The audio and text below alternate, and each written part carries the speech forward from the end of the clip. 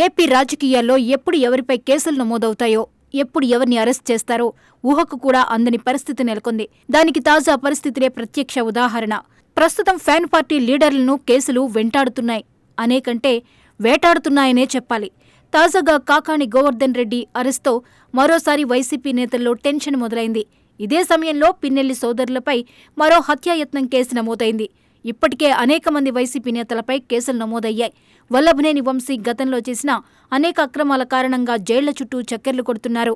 మరోవైపు అనేక మంది వైసీపీ నేతలు తమకు ముందస్తు బెయిల్ కావాలంటూ కోర్టులను ఆశ్రయించారు.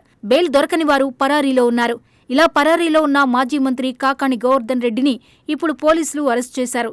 క్వార్జ్ అక్రమ తవ్వకాలు, రవాణా, నిబంధనలకు విరుద్ధంగా పేలుడు పదార్థాల ఉపయోగం, అడ్డుకున్న వారిని బెదిరించడం, ఇలా అనేక ఆరోపణలపై కాకాణిపై కేసు నమోదైంది. అనేకసార్లు నోటీసులిచ్చారు. కానీ ఆయన పట్టించుకోలేదు.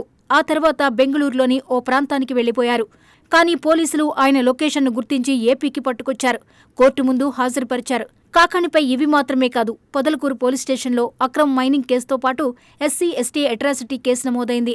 వెంకటాచలం పోలీస్ స్టేషన్లో ఎంపీ మాగుంట శ్రీనివాసులరెడ్డి సంతకం ఫోర్జరీ చేశారని ఓ కేసు, సోషల్ మీడియాలో అసత్య ప్రచారాలపై మరో కేసు నమోదయ్యాయి. ముత్తుకూరు పోలీస్ స్టేషన్లో 2 కేసులు, కావలిలో పోలీసులపై అసభ్య పదజాలంతో అవమానకరంగా మాట్లాడటంతో మరో కేసు, సోమిరెడ్డికి విదేశాల్లో 1000 కోట్లు ఉన్నట్లు నకిలీ పత్రాలు సృష్టించిన విషయంలో నెల్లూరు రూరల్ పోలీస్ స్టేషన్లో కేసు, ఇలా అనేక కేసులు కాకాణిపై నమోదయ్యాయి. ఇక పిన్నెల్లి సోదరులది మరో కథ.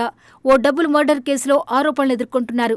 పిన్నెల్లి రామకృష్ణారెడ్డి, వెంకట్రామిరెడ్డి పల్నాడు జిల్లా బొదిలవీడులలో వెంకటేశ్వర్లు, కోటేశ్వరరావు అనే ఇద్దరిని కారుతో ఢీకొట్టి హత్య చేసిన కేసులో 2 సోదరులపై కేసులు నమోదయ్యాయి. ప్రస్తుతం 2 పరారీలో ఉన్నారు. ఇవి మాత్రమేనా? ఈ వివాదాస్పద సోదరులపై మాచర్ల నియోజకవర్గంలో లెక్కలేనన్ని ఆరోపణలతో పాటు అనేక కేసులున్నాయి. వీరు మాత్రమే కాదు, ఇప్పటికే వల్లభనేని వంశీ, పేర్ని నాని, సజ్జల భార్గవ్, పెద్దిరెడ్డి రామచంద్రారెడ్డి, ఇలా ఎంతోమంది వైసీపీ నేతలపై కేసులు నమోదయ్యాయి. కింది స్థాయి కార్యకర్తల నుంచి పై స్థాయి నేతల వరకు గత 5 ఏళ్లలో చేసిన అక్రమాలు, అరాచకాలపై కేసులు నమోదవుతూనే ఉన్నాయి. ఇప్పుడు నేతలంతా లీగల్ టీంను రెడీగా ఉంచుకోవాల్సిన పరిస్థితి వస్తోంది. అయితే ఇక్కడ అధికార పార్టీ ఆవేశంగా కాకుండా ఆలోచనగా ముందుకు వెళ్తున్నట్టు కనిపిస్తోంది. రాత్రికి రాత్రి అరెస్టులు చేయడం లేదు. న్యాయపరంగా అన్ని అవకాశాలు ఇస్తున్నారు. జిల్లా కోర్టు నుంచి సుప్రీంకోర్టు వరకు వెళ్లే అవకాశాలిస్తున్నారు. అంతేకాదు, గతంలో వారు చేసిన అక్రమాలు, దౌర్జన్యాలకు సంబంధించిన వీడియోలు, ఆధారాలు ముందే బయటికి వస్తున్నాయి. ఇలా పక్కాగా నేతలను లాక్ చేస్తున్నారు. ఇప్పటికే కాకాణి, పిన్నెల్లి సోదరులకు ఉచ్చు బిగిసింది. ఇకపై కేసుల ఉచ్చులో చిక్కుకోబోయేది ఎవరన్నది ఇప్పుడు ఇంట్రెస్టింగ్గా మారింది.